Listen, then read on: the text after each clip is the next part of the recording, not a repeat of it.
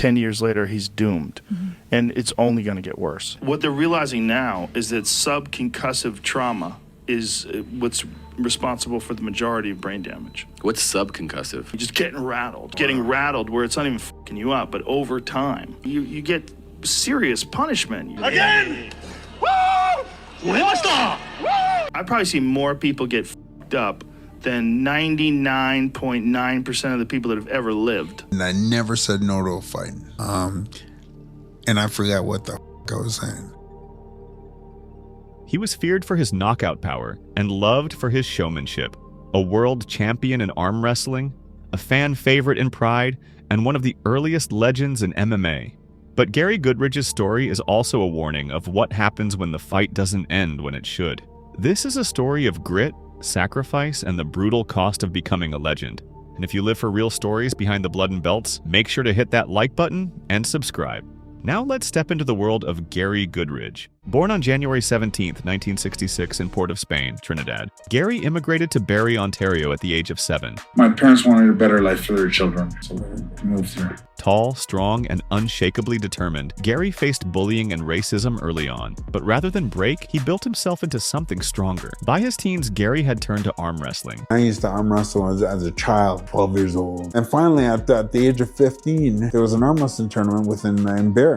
They were giving $50. Whoa, $50. Back then, $50 was a lot of money. So we got down there and arm wrestled and I won. When I was there, I met a fella named Phil Stoppard. He was on the Canadian arm wrestling team. And so I just transferred over. I think I became an arm wrestling champion probably around 16 years old. And by his early 20s, he was Canada's most dominant force on the table, eventually becoming an 11-time world arm wrestling champion. But Gary wasn't done. In the early 90s, he took up amateur boxing and in just a year won the Canadian super heavyweight boxing title. I had a boxing coach. We used to train in a barn. Just one-on-one, an old guy. Did I learn anything? No. Then he got me a fight and I fought like this. I knocked the guy out like this. I didn't know how to box. I just was strong. And I only had to beat one guy to be Canadian champion. He was even selected for the Canadian Olympic team in 1994. Still, destiny had another battleground waiting. While watching UFC 2, Gary's friends turned to him and said that he should give this a shot.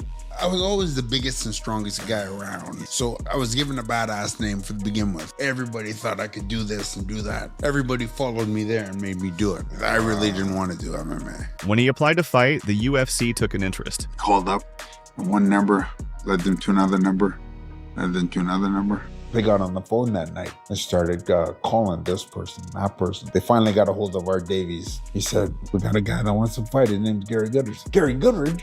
You're that guy that beat 100 people arm wrestling. I said, yeah. He said, I just watched that guy arm wrestling and he spoke well. We got a place for you. They liked his size and his knockout power. Next day, somebody's calling me, telling me, hey, you're fighting in David and Goliath. Are you still wanting to fight? Yeah, no problem. Then off I went. Was that your first fight? That was my first fight. Well, how'd you... Beside my sisters, yeah.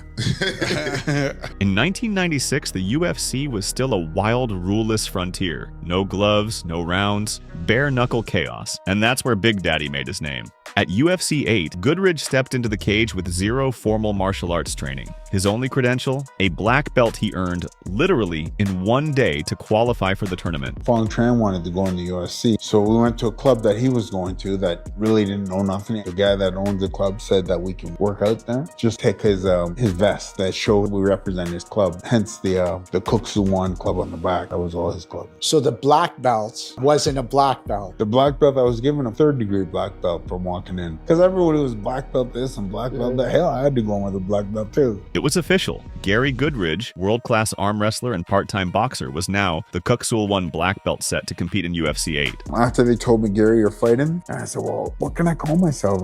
Give me a nickname. And then a friend of mine, Cobra Rhodes, an arm wrestler, he said to me, why don't you go Big Pimp Daddy? And I said, that sounds good. I said, drop the pimp and I'll take it. So that's where Big Daddy came up. In his debut, he faced Paul Herrera. What kind of preparation and training did you do? I rolled a couple times. I really didn't do much for that. I didn't train. We had no idea that you had to train. I saw Hoist Gracie doing arm bars and all these chokes on people, and he was winning. So I can do that. I was under the impression you were a black belt in karate, you had done multiple years of wrestling, and you were a boxer. To get in the UFC back then, you had to say you were everything because everybody was everything. Everybody on the 5 degree this and 6 degree that. They were nothing. Did you ever write down like, yeah, I did karate, yeah, I did this? Yeah. Oh, you just made it up? Yeah. Oh my God.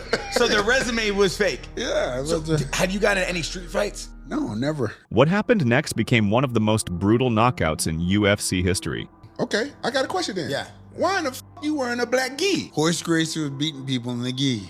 What the hell? What's wrong with me? He wore a white gi. Hey, I want a black gi. People told me that Paul was racist with Tank, that they're a racist group to get me angry. And I know Paul Rev's not racist at all. So whoever told you, they were smart telling you that. Yes. Was that even true that he was racist? No. He was Hispanic, and Tank was dating a black girl at the time, so. I was nervous, yes. I was very nervous. But you see, the nerves make you faster. Nervous energy becomes your friend.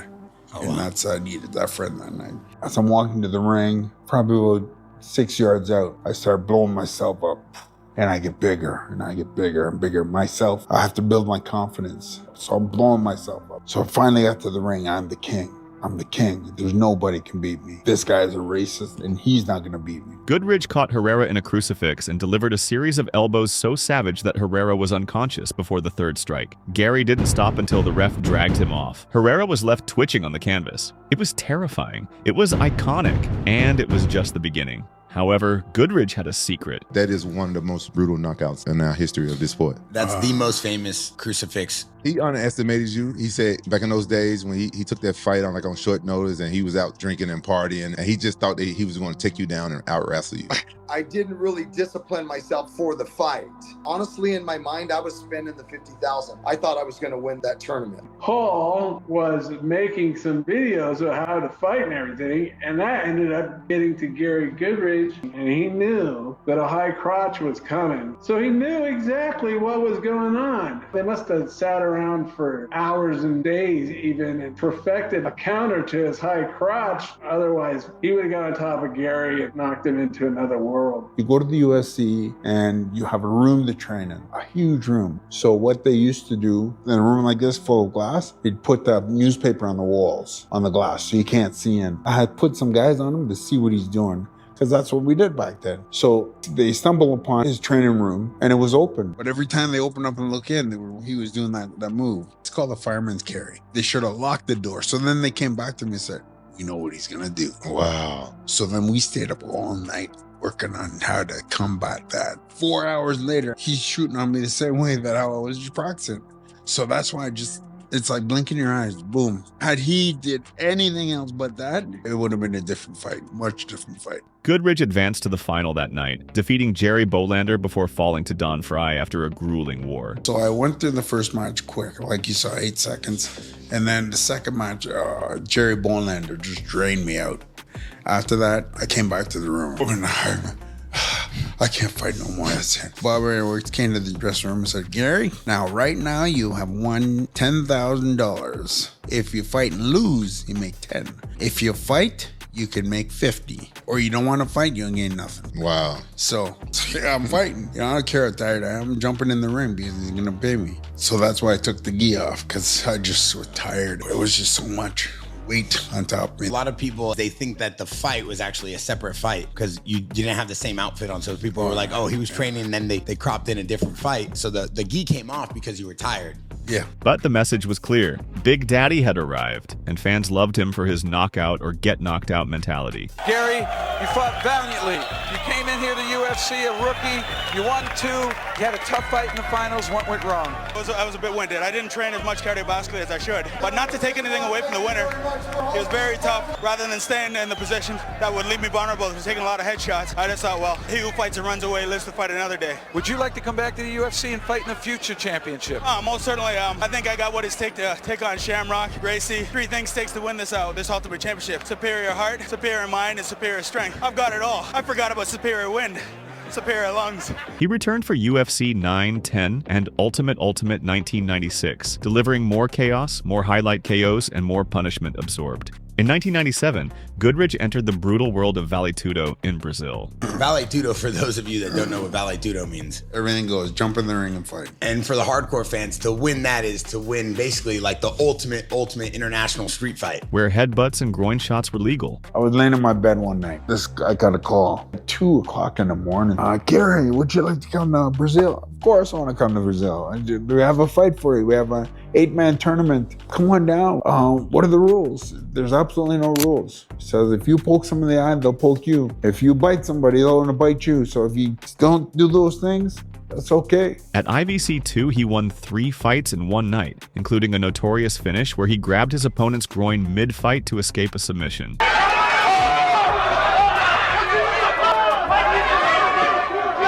I went down this track pants to grab some shit. It was allowed. What'd you do with it? Squeeze it. $50,000 nut grab. That was back in '96. Never heard about you use a nut grabber. He was now an international brawler, a prize fighter in every sense of the word, and Japan took notice. What made you all of a sudden go from the U.S. to Pride? I followed money.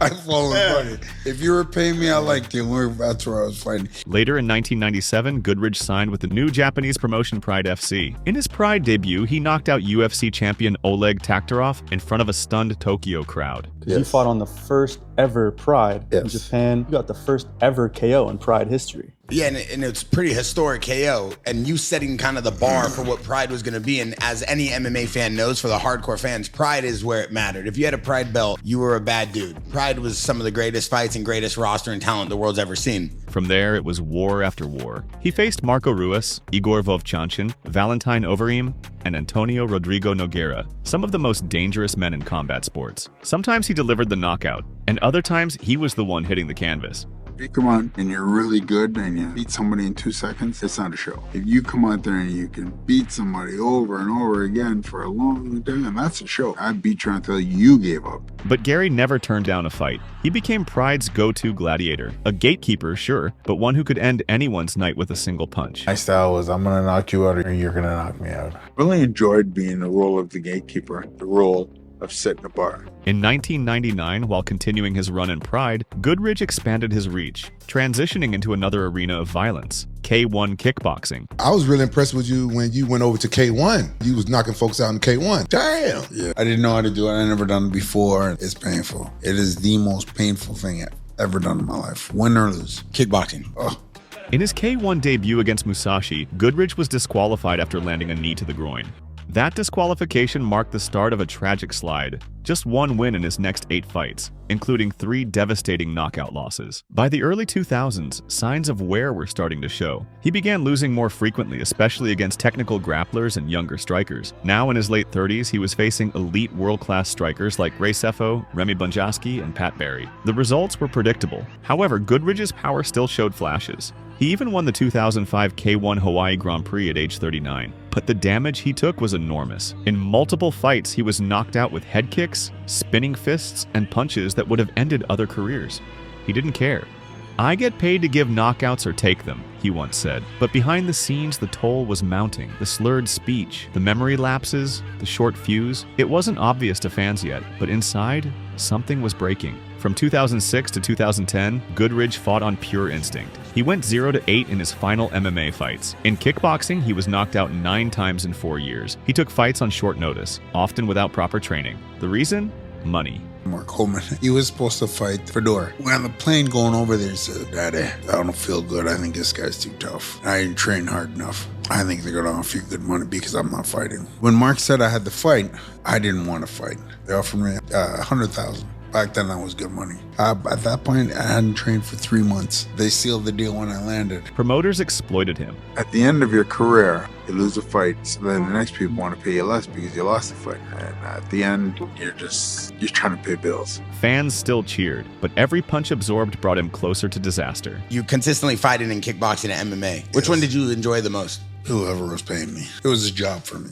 In 2010, after 14 years in MMA and over 80 fights across disciplines, Gary Goodidge finally retired. Goodridge thought the fighting was over, but in 2012, he found himself facing a new battle, this time outside the ring. Doctors diagnosed him with early-onset CTE, a brain disease caused by repeated head trauma.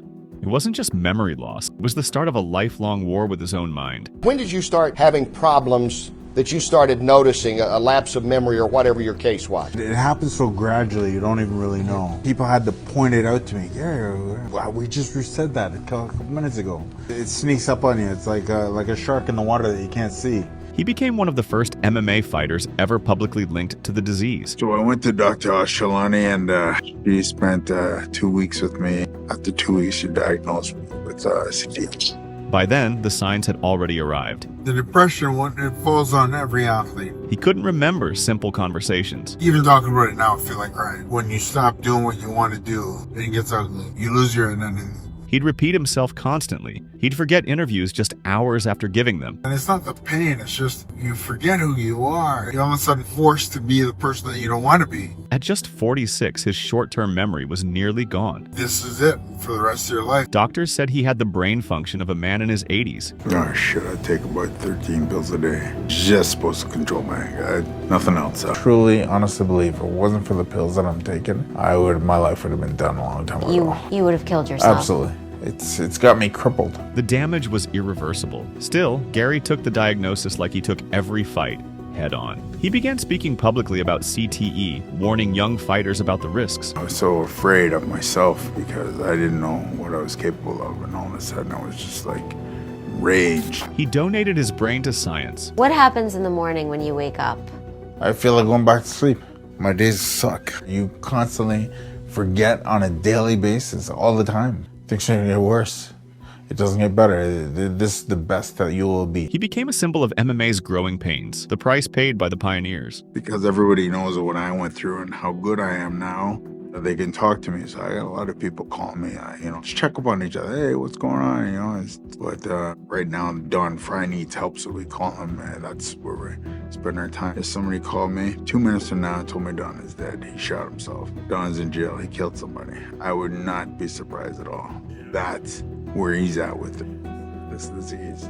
Today, Gary Goodidge lives quietly in Barrie, Ontario. He attends therapy sessions multiple times a week. He takes medications to slow the decline. Some days are better than others, but even now he's still fighting, this time against time itself. In 2022, Gary was inducted into the Barrie Sports Hall of Fame. He stood on stage, slower, quieter, but proud, because no matter what he lost, he never lost who he was.